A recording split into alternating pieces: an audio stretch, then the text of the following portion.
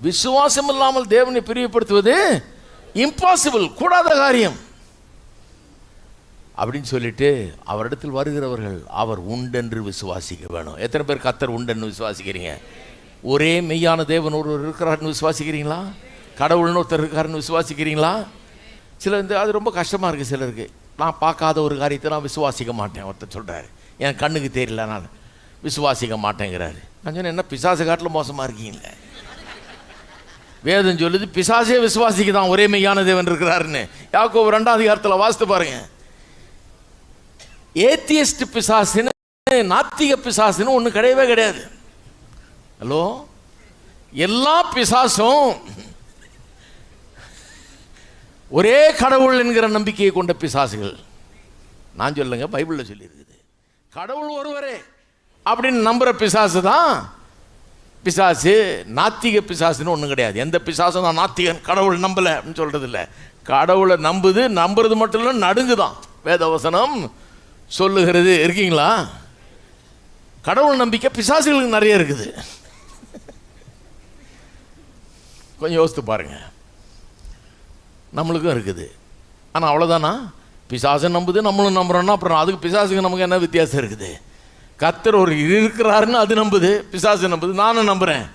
ஆனால் நான் அதுக்கு மேலே சில காரியங்களை நம்புகிறேன்.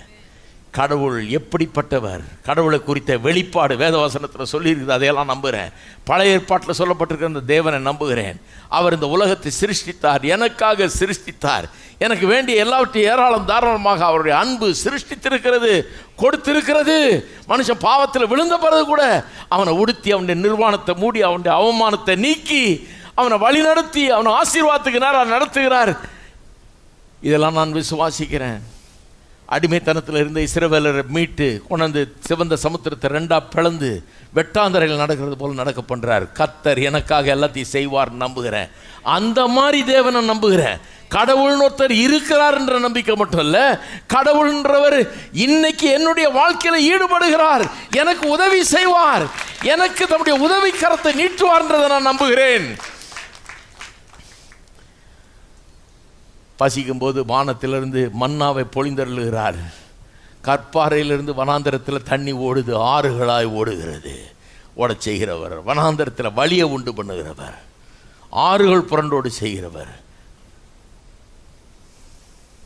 எரிகோ பட்டண சுவர், அவ்வளோ பெரிய மதில் சுவர் கீழே விழுந்து இவர்கள் அந்த பட்டணத்தை போய் அடைய செய்கிறார். யோர்தான் நதியை கடக்கிறதுக்கு மறுபடியும் யோர்தான் நதியை 2ஆ பழக்கிறாரு. தண்ணி பேக்கப் ஆகி நிற்கதான் பெரிய செவுர் மாதிரி, எவ்வளோ மைல் தூரத்துக்கு, ஏதோ ஒரு ஊர் வரைக்கும்.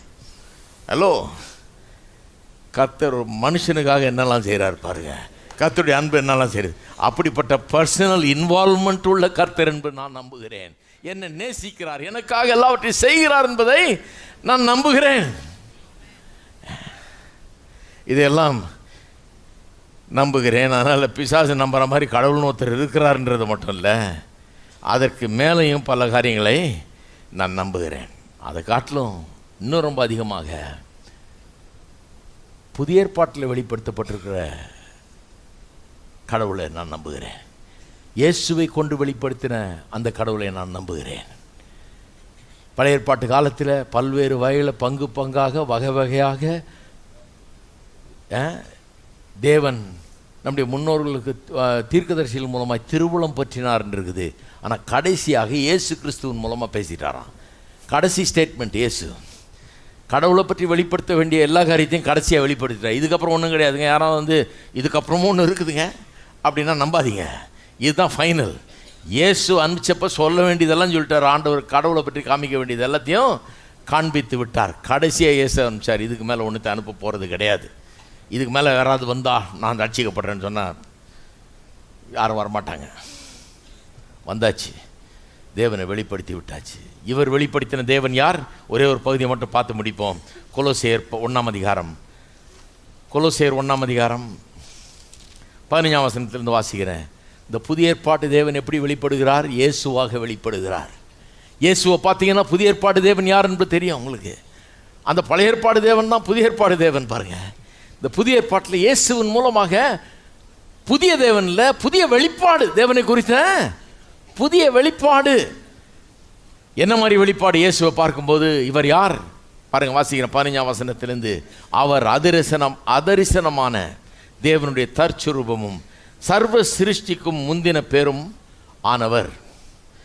ஏனென்றால் அவருக்குள் சகலமும் சிருஷ்டிக்கப்பட்டது, பரலோகத்தில் உள்ளவைகளும் பூலோகத்தில் உள்ளவைகளும் ஆகிய காணப்படுகிறவர்களும் காணப்படாதவர்களுமான சகல வஸ்துக்களும், சிங்காசனங்களானாலும் கர்த்தத்துவங்களானாலும் துரைத்தலங்களானாலும் அதிகாரங்களானாலும் சகலமும் அவரை கொண்டு அவருக்கென்றும் சிருஷ்டிக்கப்பட்டது. இயேசுவை சொல்லுது. இயேசு என்னவா? அதரிசனமான தேவனுடைய தற்சரூபம். தேவனை பார்த்ததில்லை, இவரை பார்த்தீங்கன்னா போதும், இதுதான் தேவன். மார்க் லூக்கா யோவானில் பார்க்குறீங்களே, இயேசு இந்த பூமியில் நடமாடின இயேசு, அற்புதங்களை செய்த இயேசு, பேசின இயேசு. அவருடைய வார்த்தையில் தேவனை காணலாம், அவருடைய செயலில் தேவனை காணலாம், எல்லாவற்றிலும் தேவனை காணலாம், அவரிலே தேவனை காணலாம். தேவனை வெளிப்படுத்த வந்தவர். இந்த தேவனை பார்க்குறீங்க. பழைய ஏற்பாட்டு தேவனை பார்த்தாச்சு, ஆனால் புதிய ஏற்பாட்டில் இயேசுவின் மூலமாக புதிய வெளிப்பாடு அந்த தேவனை குறித்து. யார்? எல்லாத்தையும் சிருஷ்டித்தவர், எல்லாத்தையும் உண்டாக்கினவர் அவர் தான். இவர் யார்? எல்லாத்தையும் தாங்குகிறவர். சிருஷ்டித்தது மட்டும் இல்லை, எல்லாத்தையும் தாங்குகிறவர். சூரியன் சந்திரன்லாம் வச்ச இடத்துலேயே அப்படியே இருக்குது பத்திரமா. ஏன்னா இவர் சொன்னார், சொன்னபடி ஆகிறது, அப்படியே நிற்கிதெல்லாம், கரெக்டாக வேலை செய்தெல்லாம். அப்போ சிருஷ்டித்தார், தாங்குகிறார். அது மட்டும் இல்லை, இந்த சிருஷ்டிப்பினுடைய நோக்கமே அவர் தானாம். 16ஆம் வசனம் என்ன சொல்லுது? அவர் சிருஷ்டித்தவர், தாங்குகிறவர் மட்டும் இல்லை, சகலமும் அவரை கொண்டும் அவருக்கென்றும் சிருஷ்டிக்கப்பட்டிருக்கிறது. 16ஆம் வசனம் ரொம்ப முக்கியம் பாருங்க. சகலமும் சிருஷ்டிக்கப்பட்டதான் அவரால். அது மட்டும் இல்லை, சகலமும் அவரை கொண்டும் அவருக்கென்றும் சிருஷ்டிக்கப்பட்டது. அப்போ கோல் ஆஃப் கிரியேஷன், எல்லாம் உண்டாக்கப்பட்டதனுடைய குறிக்கோளே அவர்தான். உண்டாக்கினவர் அவர் தான், உண்டாக்கப்பட்டதனுடைய குறிக்கோளே அவர்தான். கடைசியாக ஒரு அற்புதமான காரியத்தை சொல்கிறார். 18லேருந்து வாசிக்கிறேன் பாருங்கள். 17லேருந்து வாசிக்கிறேன். அவர் எல்லாவற்றுக்கும் முந்தினவர், எல்லாம் அவருக்குள் நிலை நிற்கிறது. நிலை நிற்கிறதுனா ஹீ இஸ் த சஸ்டெய்னர். அவர் தான் எல்லாத்தையும் தாங்குகிறவர். இப்போ சிருஷ்டிக்கிறார், தாங்குகிறார். எல்லா சிருஷ்டிப்பின் குறிக்கோளே அவர் தான். 4வது ஒரு அற்புதமான காரியத்தை சொல்கிறார். 18லேருந்து வாசிக்கிறேன். அவரே சபையாகிய சரீரத்துக்கு தலையானவர், எல்லாவற்றிலும் முதல்வராக இருக்கும்படி அவரே ஆதியும் மரித்தோரிலிருந்து எழுந்த முதற்பேருமானவர். இப்போ கவனிங்க, சகல பரிபூர்ணம் அவளுக்குள் வாசமாக இருக்கவும் அவர் சிலுவையில் சிந்தின ரத்தத்தினாலே, எங்கே வந்துட்டார் பாருங்க, அவர் சிலுவையில் சிந்தின ரத்தத்தினாலே சமாதானத்தை உண்டாக்கி பூலோகத்தில் உள்ளவைகள் பரலோகத்தில் உள்ளவைகள் யாவையும் அவர் மூலமாய் தமக்கு ஒப்புரவாக்கி கொள்ளவும் அவருக்கு பிரியமாயிற்று. எந்த தேவனை பார்க்குறேன்? இயேசுவில் எந்த தேவன் வெளிப்படுகிறார்? எப்படிப்பட்ட தேவன்? சிலுவைக்கு சென்ற தேவன், எனக்காக உங்களுக்காக கல்வாரி சிலுவையில் ரத்தம் சிந்தின தேவன். பாவத்தில் விழுந்து போய் பாவத்துக்கு அடிமையாகி பிசாசுக்கு அடிமையாகி கிடக்கிற சமுதாயத்தை, மனுவர்க்கத்தை மீட்கும்படியாக தன்னையே பலியாக்கி கொண்டவர், தன்னுடைய ஜீவனையே கொடுத்த அந்த தேவனை இயேசுவிலே நான் காண்கிறேன். இந்த தேவன் புதிய ஏற்பாட்டில் இயேசுவின் வடிவிலே நான் அவரை காண்கிறேன். இயேசுவை பார்க்கும்போது இந்த அன்பின் தேவனை காண்கிறேன், இவருடைய மீட்பை காண்கிறேன், எனக்காக ஜீவனையே கொடுக்கிற ஒரு நல்ல மெய்ப்பரை காண்கிறேன். அப்ப தேவனிடத்தில் வருகிறவன் அவர் உண்டென்று விசுவாசிக்கவனா இவ்வளவு அடங்கி இருக்குது அதில். ஹலோ, எத்தனை பேர் உண்டென்று விசுவாசிக்கிறீங்க? ஆமாம், கடவுள் ஒருத்தர் இருக்கிறார். அப்போ பிசாசன் நம்மளும் ஈக்குவல் ஆகிட்டோம், அவ்வளோதான். அதுக்கு மேலே போனோம். சிலுவையை விசுவாசிக்கிறீர்களா? சிலுவையில் உங்களுக்காக ஜீவனையை கொடுத்தார்னு விசுவாசிக்கிறீங்களா? உங்களை மீட்டவர் அவர்னு விசுவாசிக்கிறீங்களா? போஷிக்கிறவர் அவர், காக்கிறவர், சுகமளிக்கிறவர், அற்புதங்களை செய்கிறவர், வாசலை திறக்கிறவர், புது புது காரியங்களை செய்கிறவர், முடியாததெல்லாம் சாத்தியமாக்குகிறவர், உங்களுக்காக செயல்படுகிற தேவன், உங்கள் தேவையெல்லாம் சந்திக்கிறவர். விசுவாசிக்கிறீங்களா? எத்தனை பேர் விசுவாசிக்கிறீங்களா? தேவனிடத்தில் வருகிறவன் அவர் உண்டென்றும். நீங்கள் அதை விசுவாசித்தா டேக் ஆஃப் ஆக போறீங்க. ரெடியா இருங்க. ஏனோக்கு காணாமல் போயிடுவது போல நீங்களும் ஒரு நாள் காணாமல் போயிடுவீங்க. ஒரு நாள் வரும், நீங்களும் நேரம் இங்கிருந்து அவர்கிட்ட போயிட போறீங்க. கர்த்தர் உங்கள் மேல் பிரியமாய் இருக்கிறார். இதெல்லாம் இதெல்லாம் ஏனோக்கு விசுவாசிக்கலாம் பாருங்க. கர்த்தர் உண்டென்று, தேவன் ஒருவர் உண்டென்று, ஏதோ எங்கேயோ கடவுள் இருக்கிறார் இல்லை, இப்படி விசுவாசிக்கிறான். ஒரு உண்டென்று விசுவாசிக்கிறான். கடவுள் ஒருத்தர் உண்டென்று விசுவாசிக்கிறான். அது மட்டும் இல்லை, தம்மை தேடுகிறவர்களுக்கு பலன் அளிக்கிறவர் என்றும் விசுவாசிக்கிறான். அதுதான் யூதாவில் பிரசங்கம் பண்ணுறான் இல்லையா? அக்கிரமக்காரனுக்கு சொல்கிறான், அக்கிரமம் பண்ணிகிட்டு இருக்கிற தண்டனை வருது, ஜாக்கிரதை அப்படிங்கிறான். தண்டனை வர்றது ஷுவரு.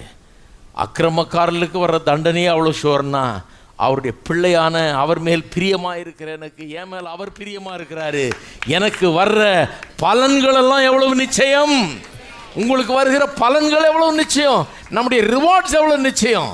நான் சொல்கிறேன், நம்மை பார்த்து அவர் புன்னகைக்கிறார், நம்ம மேலே பிரியமாக இருக்கிறார். ஏன்னா நாம் அவரை விசுவாசிக்கிறோம். தேவன் உண்டென்றும் தம்மிடத்தில் வருகிற தம்மை தேடுகிறவர்களுக்கு பலன் அளிக்கிறவர் என்று விசுவாசிக்கிறோம். இந்த உலகத்தில் சில நேரத்தில் கஷ்டமாக இருக்குது, அநியாயம் அக்கிரமம் நிறைஞ்ச உலகமாக இருக்குது, இருள் நிறைஞ்ச உலகமாக இருக்குது, பாவம் நிறைஞ்ச உலகமாக இருக்குது. வாழ்கிறது கொஞ்சம் நேரம் சில நேரத்தில் ஒரு பெரிய சேலஞ்சாக இருக்குது. ஆனால் வாழுகிறோம். ஏனோக்கை போல அவன் 365 வருஷம் வாழ்ந்தான். நமக்கு கொடுக்கப்பட்டது அப்பர் லிமிட் 120. இது வரைக்குமாவது கர்த்தருக்காக வாழ வேண்டும் என்று அர்ப்பணித்து கொண்டு வாழுகிறோம். அது எவ்வளோ பெரிய சேலஞ்சாக இருந்தாலும் சவாலாக இருந்தாலும் அதையெல்லாம் சந்தித்து மேற்கொண்டு வாழ்ந்து கொண்டிருக்கிறோம், எதிர்த்து போராடுகிறோம். ஏனென்றால் இதற்கெல்லாம் பலன் உண்டு என்று விசுவாசிக்கிறோம். பலன் இல்லாமல் ஒன்றுமே கிடையாதுங்க, பெரிய ரிவார்டு இருக்குது. அந்த பலனை நித்தியமாக நாம் அனுபவிக்க போகிறோம். எத்தனை பேர் கர்த்தர் உண்டு என்று விசுவாசிக்கிறீங்க? தம்மை தேடுகிறவர்களுக்கு பலன் அளிக்கிறார் இருக்குது. எத்தனை பேர் கர்த்தரை தேடுறீங்க? ஏனோக்கு போல கர்த்தரோடு சஞ்சரிக்கிறீங்களா? கர்த்தர் சொல்கிறார், உன் மேலே நான் பிரியமாக இருக்கிறேன். இப்படியே போயிட்டே இருங்க, திடீர்னு நீங்களும் காணாமல் போயிடுவீங்க. ஒரு நாள் வரும், அவர் வரப்போகிறார், நாமும் அவரோடு கூட போக போகிறோம், நித்தியமாக அவரோடு கூட வாழப்போகிறோம். அப்படிப்பட்ட நாள் சமீபமாய் இருக்கிறது.